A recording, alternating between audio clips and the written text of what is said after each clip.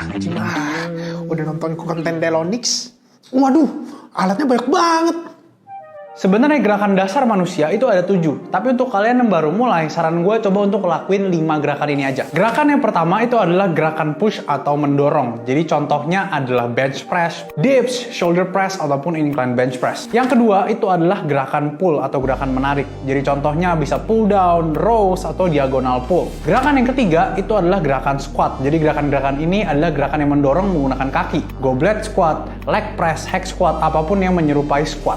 Yang selanjutnya itu adalah gerakan hinge. Contoh gerakan hinge itu adalah variasi deadlift seperti konvensional, Romanian deadlift, dan juga kombinasi-kombinasinya. Gerakan yang terakhir itu adalah gerakan aksesori atau gerakan otot kecil. Kalian bisa untuk pelajari bicep curl, tricep extension, ataupun sekedar gerakan lateral raise. Jadi kebanyakan program kalian hanya akan menggunakan 5 gerakan dasar yang tadi. Sekali lagi, kalian bisa coba untuk gabungin 1-2 gerakan yang kalian mau pelajarin secara berulang dalam 1 minggu. Kalian tinggal atur, kalian mau fokus untuk latihan yang mana, yang pasti adalah kalian kalau bisa latih semuanya. By the way, kalau kalian pemula, bisa gabung ke Discord Academy Fitness untuk belajar fitness paling gampang. Apa bener kalau mau latihan lats, tariknya itu harus vertikal kayak gini?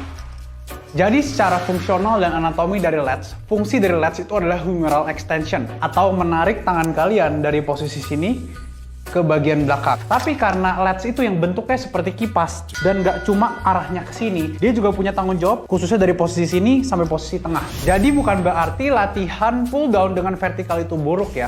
Memang itu bisa mengurangi kemungkinan kalian melakukan retraksi scapula yang terlalu berlebihan. Karena retraksi scapula yang terlalu banyak malah pada akhirnya akan kenain upper back. Tapi bukan berarti juga pull down itu bisa dilakuin cuma dengan satu cara aja. Karena even dengan pull down yang sedikit lebih diagonal, itu tetap akan mentarget lats kalian dengan baik. Sebenarnya salah satu faktor yang penting ketika kalian latihan lats itu adalah arm path atau letak dari tangan kalian. Ketika kalian melakukan gerakan pulling untuk lats, mau vertikal, diagonal, ataupun horizontal, kalian sebaiknya menggunakan arm path yang lebih sempit atau siku kalian lebih dekat ke midline atau tengah badan kalian. Sebenarnya nggak ada cara yang salah untuk pull down selama kalian eksekusinya dengan tempo dan juga arm path yang benar. Kalau mau bulking, lebih baik kita pakai whey atau pakai gainer. Sebenarnya perbedaan antara gainer dan whey itu terletak pada kalori dan karbohidratnya. Pada gainer itu juga sebenarnya ada whey protein, tapi biasanya itu ditambah lagi dengan sumber karbohidrat. Contohnya pada Megamesh ini itu menggunakan sweet potatoes dan juga oat. Kalau misalkan kalian itu suka makan kayak gua, maka gua akan lebih pilih whey protein dan kalorinya gua ambil dari makanan-makanan yang real food. Kalau misalkan kalian lebih suka yang praktis atau kalian nggak punya banyak waktu untuk makan, atau kalian nafsu makannya nggak gitu tinggi, saran gue kalian bisa untuk pakai gainer biar kalian dapetin juga tuh kalori yang kalian butuhkan. Yang penting adalah kalian tinggal pastiin aja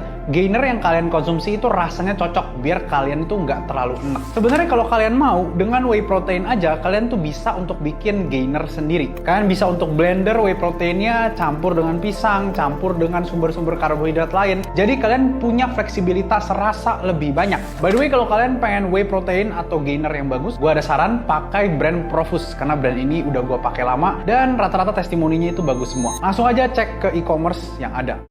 Kalau misalkan kalian capek di saat kalian harusnya nge-gym dan performa kalian turun, jangan panik. Sangat wajar sekali ketika kalian mengalami penurunan dan juga kenaikan performa dari waktu ke waktu ketika kalian lagi gym. Ini semua tentu terpengaruh sama istirahat dan nutrisi kalian pada hari itu. Menurut gue it's okay untuk mengalami penurunan selama penurunannya itu nggak lebih dari 10% dan terjadinya itu nggak setiap saat ataupun nggak berturut-turut. Tapi kalau misalkan penurunannya lebih dari 10% dan terjadinya berturut-turut, apa yang harus kalian lakuin? Sebelum gue lanjut, jangan lupa untuk join Discord Academy Fitness untuk akses belajar fitness paling mudah. Penurunan yang lebih dari 10% disertai dengan penurunan yang berturut-turut, jadi nggak cuma satu sesi doang, itu menandakan kalian sudah ada di limit volume kalian, atau biasa kita sebut dengan MRV, atau Maximum Recoverable Volume. Saran gue, kalian bisa untuk coba di-load dulu 1 minggu, dan kalian bisa lanjutin lagi program kalian dengan jumlah volume atau set yang lebih rendah. Dengan menurunkan jumlah volume ini, kadar fatigue kalian itu jadi lebih manageable dan kalian bisa recover dengan baik dari sesi ke sesi. Coba angkat tangan dan komen yang pernah ngalamin hal ini.